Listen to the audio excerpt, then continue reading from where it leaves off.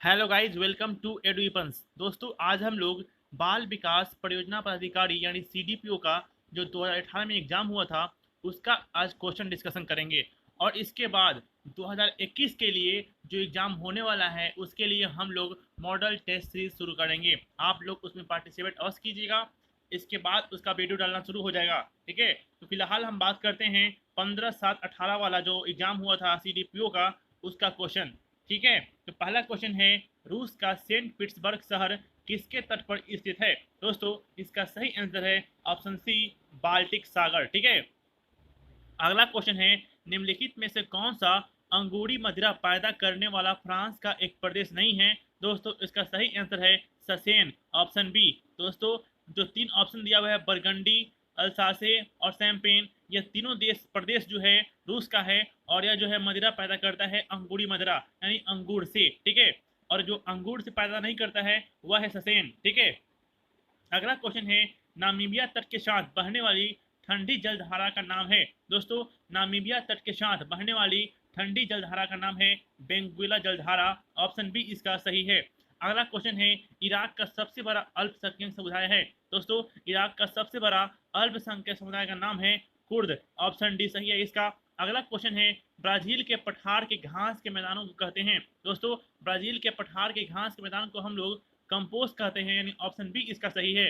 अगला क्वेश्चन है, भारत में जिन क्षेत्रों में शुष्क भूमि कृषि की जाती है उनमें वार्षिक वर्षा कितना से कम होती है? दोस्तों, इसका सही ऑप्शन है ऑप्शन डी, 75 सेंटीमीटर से कम। ठीक है, अगला क्वेश्चन है, थार मरुस्थल की सिंचाई करने वाली इंदिरा गांधी नहर का उद्गम स्थल क्या है? दोस्तों, जो थार मरुस्थल सिंचाई करती है इंदिरा गांधी नहर, उसका उद्गम स्थल जो है वह है ऑप्शन सी, हरिके बराज। ठीक है, चलते हैं आगे। अगला क्वेश्चन है, भारत के निम्नलिखित क्षेत्रों में से कहाँ उष्णकटिबंधीय आर्द्र सदाबहार वन नहीं उगते हैं? दोस्तों, इसका सही ऑप्शन है ऑप्शन ए, पूर्वी घाट पे। अगला क्वेश्चन है, दंडकारण्य में इंद्रावती सबड़ी किसकी सहायक नदियां है? दोस्तों, इसका सही ऑप्शन है ऑप्शन बी, गोदावरी नदी। अगला क्वेश्चन है, निम्नलिखित में से कौन सी वायुमंडलीय विशेषता भारतीय ग्रीष्म मानसून के प्रदर्शन से संबंध है? दोस्तों, इसका ऑप्शन है उपयुक्त में से एक से अधिक, ऑप्शन ई। अगला क्वेश्चन है, मणिपुर की मध्य घाटी में संकेंद्रित गैर अनुसूचित लोग कहा जाता है? दोस्तों, मणिपुर की मध्य घाटी में संकेंद्रित गैर अनुसूचित लोग को हम लोग बोलते हैं मैतेई, यानी ऑप्शन ए इसका सही है। अगला क्वेश्चन है, भारत के वे राज्य या केंद्र शासित प्रदेश जहां 2011 की जनगणना के अनुसार अनुसूचित जनजाति और अनुसूचित जनजाति जनसंख्या का प्रतिशत उनकी कुल जनसंख्या में सबसे अधिक है? दोस्तों, इसका सही ऑप्शन है ऑप्शन सी, पंजाब और लक्षद्वीप।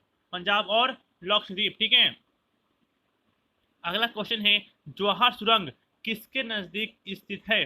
दोस्तों, जो जवाहर सुरंग है वह जो है बनिहाल दर्रा, ऑप्शन बी जो है बनिहाल दर्रा, उसी के नजदीक स्थित है।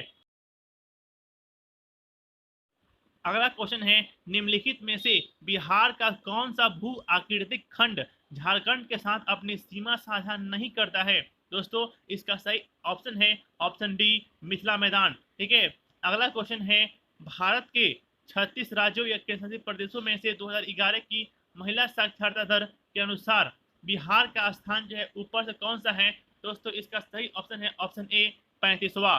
अगला क्वेश्चन है, गंगा नदी की दियरा भूमि का नामकरण निम्नलिखित में से किससे संबंध है? दोस्तों, इसका सही ऑप्शन है ऑप्शन ए, दिया। ठीक है, दिया संबंध है। अगला क्वेश्चन है, निम्नलिखित में से कौन सी वस्तु बिहार के भौगोलिक संकेत के रूप में पंजीकृत नहीं है? इसका सही ऑप्शन है ऑप्शन बी, मुगा रेशम। क्या है? ऑप्शन बी, मुगा रेशम।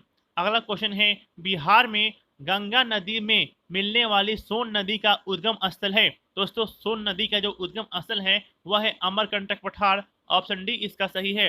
अगला क्वेश्चन क्या है? अगला क्वेश्चन है, संख्यात्मक रूप से बिहार की सबसे बड़ी अनुसूचित जनजाति कौन है? तो वह है संथाल, ऑप्शन बी। आगे चलते हैं। अगला क्वेश्चन है, बिहार सरकार की ऑर्गेनिक कॉरिडोर योजना के तहत निम्नलिखित में से किसके किनारे या पास जैविक कृषि को बढ़ावा दिया जाएगा? दोस्तों, इसका सही ऑप्शन है ऑप्शन ए, गंगा नदी के पास। ठीक है ना, या उसके किनारे। अगला क्वेश्चन है, भारत का संविधान किसके द्वारा ग्रहण किया गया है? दोस्तों इसका सही ऑप्शन है ऑप्शन सी, संविधान सभा के द्वारा। अगला क्वेश्चन है, स्वतंत्रता, समानता और भ्रातृत्व की प्रेरणा कहाँ से आई है? दोस्तों इसका सही ऑप्शन है ऑप्शन बी, फ्रेंच क्रांति से। अगला क्वेश्चन है, निम्नलिखित में से कौन सा भारतवर्ष को एक धर्मनिरपेक्ष राज्य के रूप में वर्णित करता है? दोस्तों इसका सही ऑप्शन है ऑप्शन डी, संविधान की प्रस्तावना। अगला क्वेश्चन है, संवैधानिक उपचार का अधिकार किसके अंतर्गत आता है? दोस्तों संवैधानिक उपचार का जो अधिकार है वह आता है मौलिक अधिकार के अंतर्गत। अगला क्वेश्चन है, भारत में संविधान का कौन सा अनुच्छेद देवनागरी लिपि में हिंदी को संघ के सरकारी भाषा के रूप में मान्यता देता है? दोस्तों इसका सही ऑप्शन है ऑप्शन सी, अनुच्छेद 343। अगला क्वेश्चन है, प्रथमतः आपात स्थिति की घोषणा कितने समय काल के लिए सीमित की जा सकती है? दोस्तों इसका सही ऑप्शन है ऑप्शन सी, 6 महीना के लिए। अगला क्वेश्चन क्या है? अगला क्वेश्चन है, केंद्र शासित प्रदेश में मुख्यमंत्री जहां पर इस तरह का प्रावधान है किसके द्वारा नियुक्त किए जाते हैं? दोस्तों जहां पे मुख्यमंत्री बनते हैं केंद्र शासित प्रदेश में, जहां प्रावधान है तो वहां पे जो है राष्ट्रपति के द्वारा नियुक्त होते हैं, यानी ऑप्शन बी ए इसका सही है। अगला क्वेश्चन है, भारत के संसद का व्यय किसके द्वारा नियंत्रित किया जाता है? दोस्तों भारत के संसद का जो व्यय है वह CAG नियंत्रक एवं महालेखा परीक्षक के द्वारा नियंत्रण किया जाता है। ऑप्शन डी इसका सही है। अगला क्वेश्चन है, जनहित याचिका की धारणा किस देश से उत्पन्न हुई? दोस्तों जो जनहित याचिका है उसकी जो अवधारणा है वह अमेरिकी गणराज्य USA से जो है यह उत्पन्न हुई है। अगला क्वेश्चन है, किसी व्यक्ति की अवैध हिरासत के खिलाफ निम्नलिखित में से कौन सी रीट लागू होती है? दोस्तों इसका सही ऑप्शन है ऑप्शन ए, बंदी प्रत्यक्षीकरण। ठीक है। अगला क्वेश्चन है, संवैधानिक प्रावधान के संशोधन का प्रावधान किसमें दिया गया है? दोस्तों इसका सही ऑप्शन है ऑप्शन सी, भाग 20 अनुच्छेद 368। अगला क्वेश्चन है, भारतवर्ष की रक्षा बल के सुप्रीम कमांडर होते हैं? दोस्तों भारतवर्ष के जो रक्षा होता है उसे सुप्रीम कमांडर होते हैं। ऑप्शन बी, भारत के राष्ट्रपति। ठीक है, ऑप्शन बी, भारत के राष्ट्रपति। चलते हैं आगे। अगला क्वेश्चन है, भारत में निम्नलिखित में से कौन सी विनिमय दर लागू है? दोस्तों भारत में जो है लागू जानते हैं कौन है? ऑप्शन सी, मेंजेंट डर्ट या फ्लोर। ठीक है, ऑप्शन सी इसका सही है। ऑप्शन सी जो है इसका सही है। अगला क्वेश्चन है, निम्नलिखित में से कौन सा ऐसी निवेशक या एजेंसी भारत सरकार की प्रतिभूतियां खरीद सकता है या सकती है? दोस्तों देखिए क्या दिया है, रिजर्व बैंक ऑफ इंडिया, व्यक्ति, वित्त प्रतिष्ठान। नीचे दिया गया है इसका ऑप्शन केवल एक, 1, 2, 3, केवल 1 और 2, केवल 2 और 3। क्या होगा? तो इसका सही ऑप्शन होगा ऑप्शन बी। दोस्तों रिजर्व बैंक ऑफ इंडिया हो सकता है, किसी व्यक्ति, कोई अभी प्रतिष्ठान, कोई भी जो है भारत सरकार की प्रतिभूतियां खरीद सकता है। अगला क्वेश्चन है, रिजर्व बैंक ऑफ इंडिया एक वित्त वर्ष में कितनी बार आर्थिक नीति की समीक्षा करती है? दोस्तों जो वित्त बैंक है, जो रिजर्व बैंक है वह जो है द्विमासिक करती है। ठीक है ना, ऑप्शन ए इसका सही है। अगला क्वेश्चन है, रिजर्व बैंक ऑफ इंडिया निम्नलिखित में से किस मुद्रास्फीति सूचकांक का मुद्रास्फीति लक्ष्य के लिए एंकर के रूप में उपयोग करती है? दोस्तों इसका सही ऑप्शन है ऑप्शन सी, CPI संयुक्त। ठीक है। अगला क्वेश्चन है, नई कार्यप्रणाली के अनुसार बैंक की उधार दर की गणना किस पर आधारित है? दोस्तों इसका सही ऑप्शन है ऑप्शन सी, धन की सीमांत व्यय पर। ठीक है। अगला क्वेश्चन है, अर्थव्यवस्था की आर्थिक आपूर्ति की रकम निम्नलिखित में से किस समष्टि अर्थशास्त्रीय चर को प्रभावित करता है? दोस्तों इसका सही ऑप्शन है ऑप्शन ई। ठीक है, इनमें से कोई नहीं। चलते हैं आगे। अगला क्वेश्चन है, देश में विभिन्न स्थलों या घटनाओं को देखने के लिए भारत में विदेशियों की यात्रा अर्थनैतिक दृष्टि से निम्नलिखित में से किसके समान मानी जाती है? दोस्तों इसका सही ऑप्शन है ऑप्शन डी, निर्यात के समान। अगला क्वेश्चन है, केंद्रीय सरकार द्वारा राज्य तथा स्थानीय निकायों को पूंजीगत परिसंपत्ति के विकास के लिए दिया गया अनुदान केंद्रीय बजट में किसके अंतर्गत वर्गीकृत किया जाता है? दोस्तों इसका सही ऑप्शन है ऑप्शन ए, राजस्व व्यय। ऑप्शन ए इसका सही है। अगला क्वेश्चन है, राष्ट्रीय बचत प्रमाण पत्र की बिक्री से प्राप्त हुई राशि भारत सरकार के किस खाते में जमा होती है? इसका सही आंसर है ऑप्शन सी, भारत का सार्वजनिक खाता। ठीक है, ऑप्शन सी इसका सही है। ठीक है दोस्तों, अगला क्वेश्चन है भारत सरकार की राजकोषीय घाटा फिजिकल डिफिसिट जो है निम्नलिखित में से किसके बराबर होती है। दोस्तों, जो भारत सरकार जो फिजिकल डिफिसिट होती है ना, वह होती है कर्ज बनाने वाली पूंजीगत प्राप्ति के खिलाफ। ठीक है, प्राप्ति के बराबर। ठीक है दोस्तों, अगला क्वेश्चन है, देखिए क्या है। अगला क्वेश्चन है वस्तु एवं सेवा कर जीएसटी के संदर्भ में राजस्व तटस्थ कर दर का अर्थ क्या है। दोस्तों, इसका अर्थ है वह दर जिस पर राज्य एवं केंद्र के लिए कर राजस्व जीएसटी से पहले के समान रहे। ऑप्शन ए इसका सही है। चलते हैं आगे।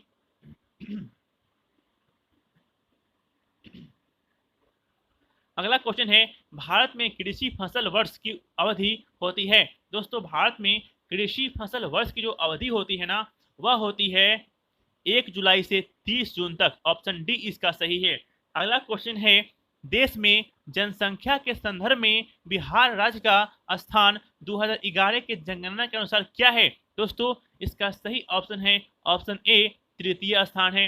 अगला क्वेश्चन है बिहार के किस जिले में साक्षरता दर सबसे अधिक है। दोस्तों, बिहार के किस जिले में साक्षरता दर सबसे अधिक है। तो इसका सही ऑप्शन है ऑप्शन बी, रोहतास 75.59। यहाँ पे साफ साफ लिखा हुआ है। ठीक है, अगला क्वेश्चन है निम्नलिखित में से किस वैश्विक कंपनी को बिहार में लोकोमोटिव कारखाना स्थापित करने का ठेका मिला है। दोस्तों, इसका सही ऑप्शन है option B, G and Alstom. ठीक है, ऑप्शन बी इसका सही है।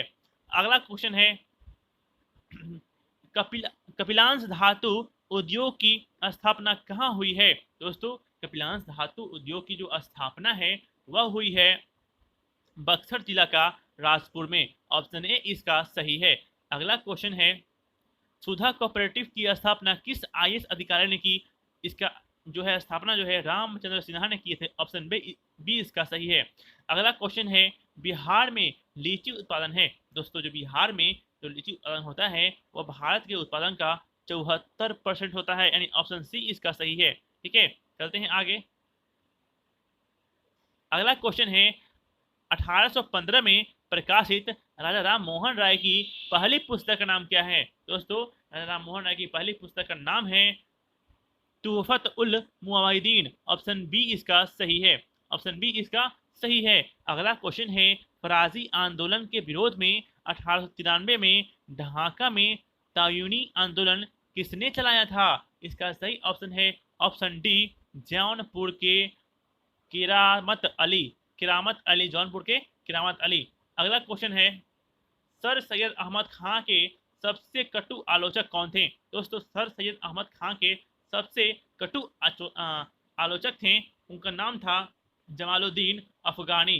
ऑप्शन ए इसका सही है।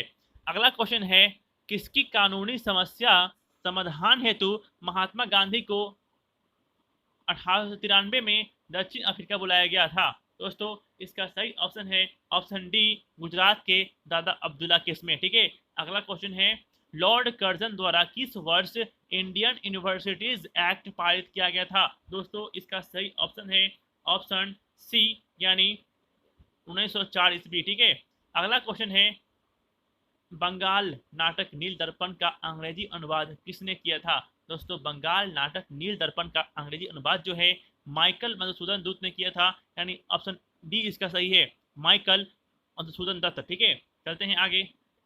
अगला क्वेश्चन है एक अच्छे यूरोपीय पुस्तकालय की एक अलमारी भारत तथा अरब के संपूर्ण साहित्य के से अधिक मूल्यवान है, यह किसने कहा था।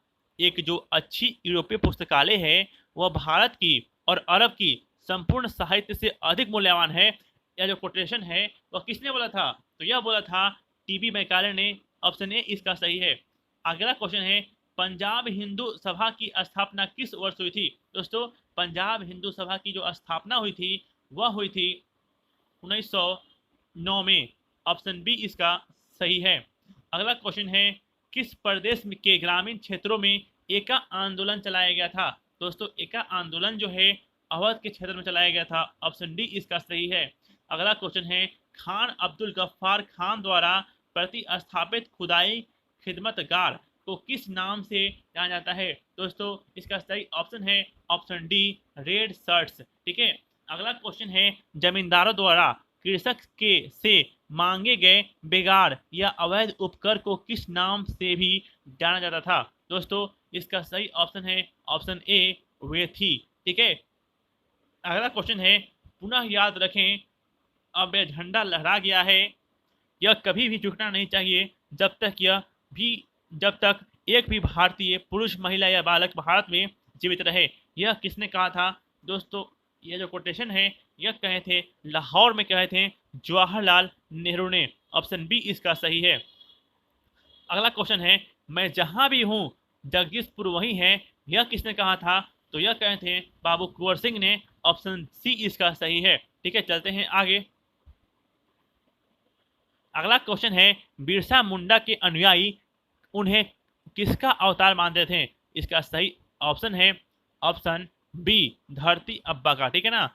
अगला क्वेश्चन है, बॉयकट और स्वदेशी आंदोलन के समर्थन में किस स्थान में गोल्डन लीग नामक संस्था की स्थापना हुई थी? इसका सही ऑप्शन है देवघर में। ऑप्शन डी इसका सही है। अगला क्वेश्चन है, पटना से प्रकाशित होने वाला प्रथम अंग्रेजी अखबार कौन था? दोस्तों पटना से, यह आपका सवाल महत्वपूर्ण है क्योंकि सीडीपीओ में बिहार से संबंधित क्वेश्चन पूछते हैं। तो इसका सही ऑप्शन है option B, the Bihar Herald. Option B क्या है? The Bihar Herald. अगला क्वेश्चन है, 1928 में बिहार में रविदास सभा का गठन किसने किया था? तो इसका सही ऑप्शन है ऑप्शन सी। क्या है? ऑप्शन सी क्या है? जगजीवन राम। ठीक है, अगला क्वेश्चन है, यदि नील की खेती करने से छूट चाहते तो नील के किसानों को कौन सा क्षतिपूर्ति कर देना पड़ता था? दोस्तों यदि नील की खेती करने वाले किसान को छूट चाहिए ना, तो उनको जो है ना क्या करना पड़ता था जानते हैं आप लोग? तवान तवान करना पड़ता था। ठीक है, अगला क्वेश्चन है, 1835 में पहला जिला स्कूल कहाँ खोला गया था? दोस्तों 1835 में जो पहला जिला स्कूल है वह खोला गया था पटना में। ठीक है, अगला क्वेश्चन है, डॉक्टर राजेंद्र प्रसाद को जो भारत के पहले राष्ट्रपति थे पूर्व में किस पद पर आसीन थे?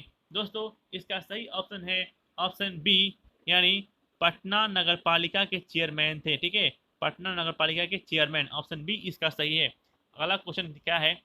तो अगला क्वेश्चन है, निम्नलिखित में से कौन सा स्थान टीपू सुल्तान की राजधानी के रूप में प्रसिद्ध था? दोस्तों इसका सही ऑप्शन है ऑप्शन ए, श्रीरंगपटना। श्रीरंगपटना। अगला क्वेश्चन है, राज्य सरकार का कार्यकारी प्रमुख कौन होता है? तो राज्य सरकार का जो कार्यकारी प्रमुख है वह होता है राज्यपाल। ठीक है, अगला क्वेश्चन है, 2 रुपए और उससे अधिक मूल्य की मुद्रा के नोट की देनदारी किसकी होती है? दोस्तों जो 2 रुपए की नोट होती है या उससे अधिक होती है तो वह मुद्रा की जो देनदारी होती है वह रिजर्व बैंक ऑफ इंडिया के द्वारा होती है। ठीक है, अगला क्वेश्चन है, रेगिस्तानी क्षेत्र में मशरूम सेल का निर्माण किसका उदाहरण है? रेगिस्तानी क्षेत्र में मशरूम सेल का जो निर्माण होता है ना वह अपघर्षण का उदाहरण है। ऑप्शन ए इसका सही है। अगला क्वेश्चन है, निम्नलिखित में से कौन सी विशेषता ज्वालामुखीय उत्पाद की है? निम्नलिखित में से कौन सी विशेषता ज्वालामुखीय उत्पाद की है? तो इसका सही ऑप्शन है ऑप्शन ई। ठीक है दोस्तों, ऑप्शन ई। तो दोस्तों आज हम लोगों ने 25 क्वेश्चन डिस्कस कर लिया। अगले वीडियो में इससे आगे करेंगे, तब तक के लिए bye, take care, have a nice day.